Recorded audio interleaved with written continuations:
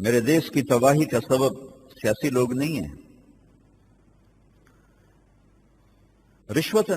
رشوت سے کیا جاتا ہے؟ چند پیسے بنن، چند کروڑ، چند ارب، اتنے بڑے ملک میں کوئی کھا پی جائے تو کیا ہوتا ہے؟ میرے دیش کی تباہی کا سبب ظلم ہے. اور یہ ظلم طاقتور نہیں کر رہے. میرا غریب بھی ظالم ہے. میں دیہات کا آدمی ہوں، میرا دیہاتی ظالم ہے. وہ جھوٹے پرچے، انگلیاں توڑ کے، اپنی انگلی توڑ کے ڈاکٹر کو پیسے دے کے، میرا ڈاکٹر ظالم ہے. مسیحا جس دیش کا ظالم ہو، جس دیش کا، میرا بھائی ڈاکٹر ہے، روتا رہتا ہے کہ ڈاکٹر نہیں بیٹھے ہوئے، تاجر بیٹھے ہوئے ہیں، مریض کو ایز اے کسٹمر ڈیل کرتے ہیں. میرا کسٹمر آ گیا. جہاں درد میں تڑپنے والے کو بھی کسٹمر ڈیل کیا جائے، وہ دیش عزت کے خواب کیوں دیکھتا ہے؟ ایٹمی طاقت بننے کے خواب دیکھے، اللہ نے پورے کر دیے. بنا دیا ایٹمی طاقت، دنیا کی 7ویں فورس بنا دیا، اتنی طاقتور فوج عطا فرما دی، اور ذلت کی سیاہیاں اور بڑھا دی کہ ذلت اور عزت کا تعلق ٹیکنالوجی سے نہیں. میں نے بات یہاں سے شروع کی تھی. عزت اور ذلت کا تعلق اخلاق سے ہے، اخلاق سے ہے، اخلاق سے ہے. اخلاقی پستی سے ذلت آتی ہے، اخلاقی بلندی سے عزت آتی ہے. ظلم، سب سے بڑا ظلم اس دیش کی ہلاکت کا سیاسی لوگ نہیں، بیوروکریٹس نہیں، ظلم ہے. ظلم ہے. اور ایک ظلم وہ ہے جو عدالتوں میں آ جاتا ہے کہ یہ میری زمین دبا لی، قتل کر دیا، چوری کر لی اور کوشش کی. یہ ایک ظلم گھروں میں ہو رہا ہے، وہ کون سی عدالت میں آئے گا؟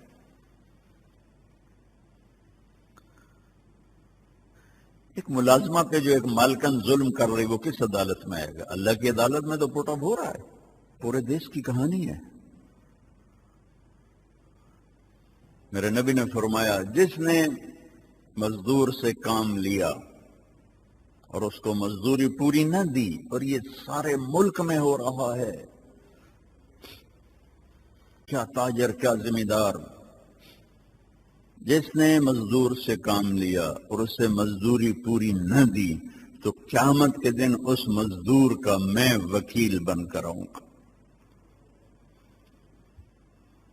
کیا کرو گے اس دیش کا جس کا ہر مالدار اسی روپ میں ہے؟ الا استثناء تو ہر جگہ ہے. کوئی کروڑوں میں ایک آدھ ہے جو اللہ سے ڈرتا ہے اور غریب کا بھی حق دیتا ہے. یہ وہ جرائم ہیں جو میرے مالک کی بارگاہ میں بہت بڑے ہیں. تمہارے نزدیک تو جرم ہے ہی نہیں، نہ تمہارے پاس کوئی قانون ہے اس کو پکڑنے کے لیے، لیکن اللہ کی بارگاہ میں تو ہے.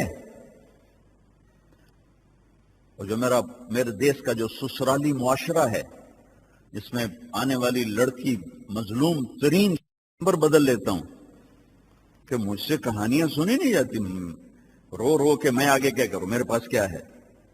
لیکن جب کوئی دینی نسبت سے مشہور ہو جاتا ہے تو لوگ سمجھتے ہیں شاید کہ میرا دکھ یہاں سے کوئی حل نکل ہے. میرے پاس کیا حل ہے سوائے رونے کا. ایک جگہ میں نے بیان کیا، یہ ایک یونیورسٹی تھی جورج ٹاؤن میں.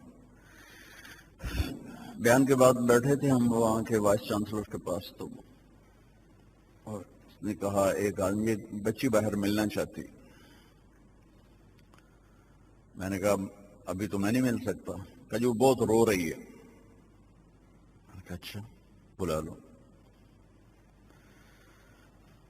وہ کہنے لگی مولانا آپ عورتوں کے کافی حقوق بیان کرتے ہیں، فضائل بھی کرتے ہیں، کبھی آپ نے متعلقہ عورتوں کے بارے میں بات نہیں کی. میں نے کہا تم متعلقہ ہو؟ جی ہاں میں متعلقہ. 22-23 سال عمر تھی اس کی.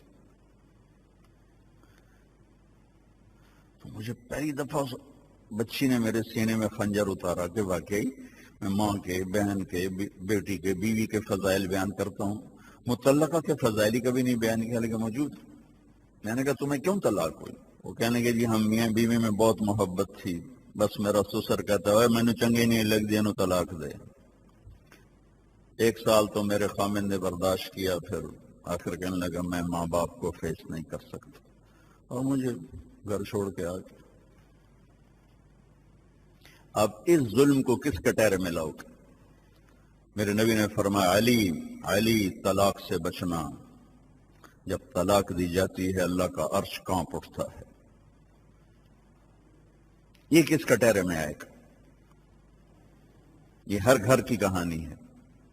اس کے بعد مجھے حدیث یاد آئی، میں نے اسے ہر بیان میں کہنا شروع کیا۔ آپ نے فرمایا تمہیں سب سے اعلیٰ درجے کا صدقہ بتاؤں؟ سب سے اعلیٰ درجے کا صدقہ، روز کتنا صدقہ ہو رہا ہے، میں تمہیں سب سے اعلیٰ درجے کا صدقہ بتاؤں؟ کہا جی کیا؟ کہ جس کی بچی کو طلاق ہو جائے اور وہ گھر واپس آ جائے، اس پہ خرچ کرنا سب سے اعلیٰ درجے کا صدقہ ہے۔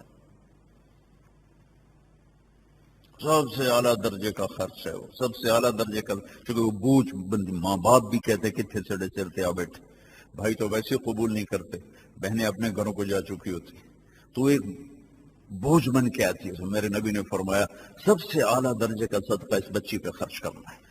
ظلم سے بھرا ہوا دیش ہے، آپ کے پاس تو تھوڑا سا آتا ہے،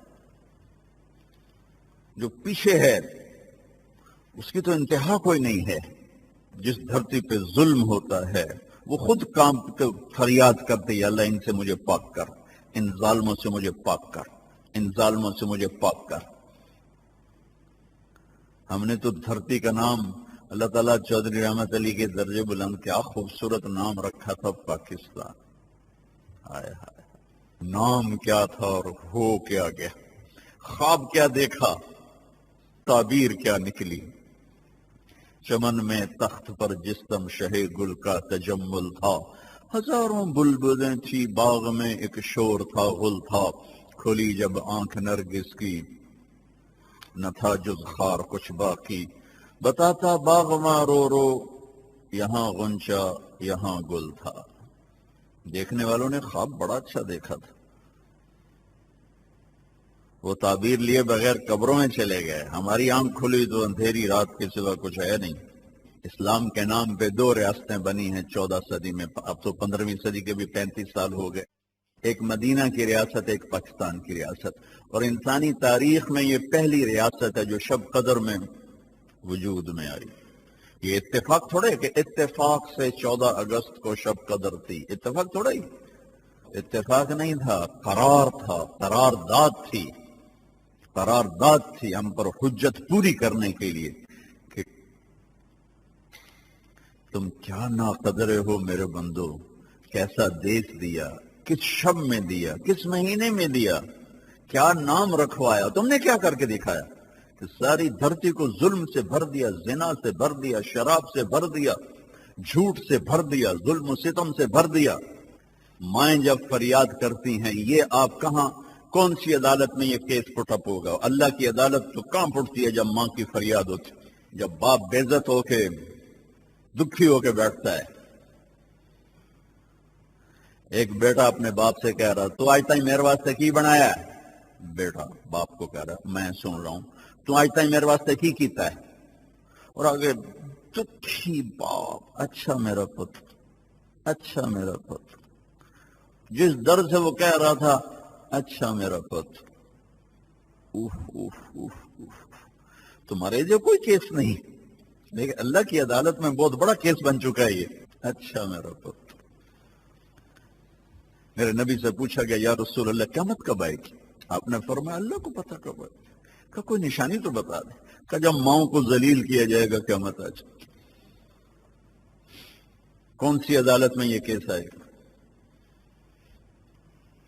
ایک صحابی علقمہ رضی اللہ تعالیٰ عنہ، ان کی بیگم نے پیغام بھیجا کہ میرے خامن موت سکرات میں ہیں، کلمہ نہیں پڑھا جا رہا۔ صحابی، کلن وعد اللہ الحسنى، کائنات کی واحد جماعت 1.25 لاکھ انسانوں کی جن کے لیے اللہ کی گواہی، میرے نبی میرا وعدہ ہے تیرا ہر صحابی جنت میں جائے گا۔ یہ اس آدمی کی بات کر رہا ہوں۔